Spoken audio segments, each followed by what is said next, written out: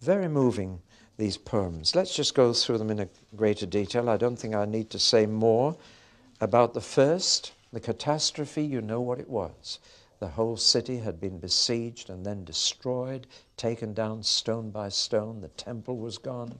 The houses were gone. The people were gone. It was just a ruin. Empty, desolate. And the description of it in that first poem is vivid. Then the second poem, he faces the fact that it need never have happened. That's what makes him really sad. That it could have been avoided. Even had his advice been taken to surrender to the Babylonians and not try to hold out against them, the city would still be standing. That's what gets him. It was all so unnecessary. Now, when you see people ruined because they didn't take your advice, that is so painful. When you knew you could have helped them to avoid it all. And that second poem brings out this mental anguish of Jeremiah, that God had to do it because God promised to do it, but he could have changed his mind had they repented. The frustration of that, of the wasted opportunity that he'd given them, comes out very much in that second poem. And in every poem, the anger of God is mentioned 5 times. Because there comes a time when God's anger boils over. There are 2 kinds of anger in the Bible. There's the anger that goes in and the anger that comes out. And I'm going to ask you in a moment which kind of anger you have problems with. When it goes in, you just go quiet and silent, and it burns away inside. And it's slow anger. It simmers, and it can simmer for a long time. Then there's a kind of quick temper that comes out and blazes away, and it's over with.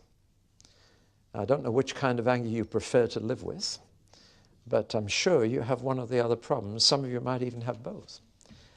Let's have a show of hands. Those who find that their anger tends to go in and that simmers inside.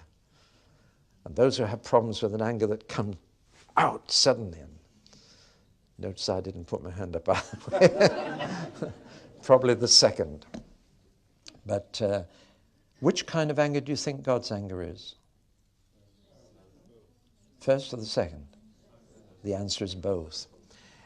You wives, have you ever put a pan of milk on the stove and forgotten about it? And suddenly you're rushing around the kitchen like a mad woman to get the pan off, and it's all burning.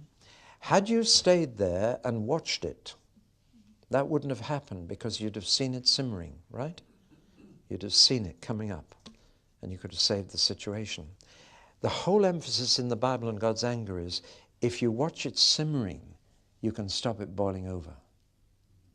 But if you're not watching God carefully and you don't see it simmering, you won't notice it until it boils over and the disaster happens. Do you see?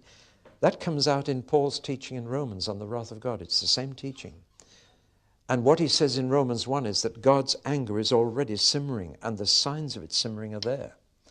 And he gives you the signs to look for, one of which is increasing homosexuality. Did you realize that's a sign of God's anger simmering? Read Romans 1.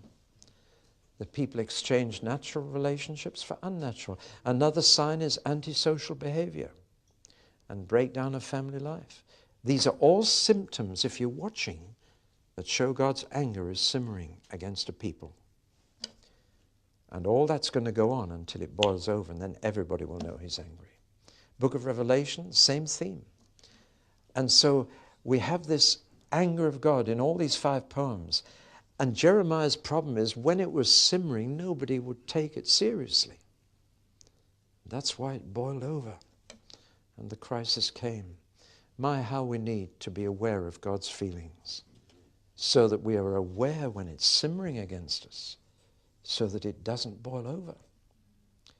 But that's the anger of God.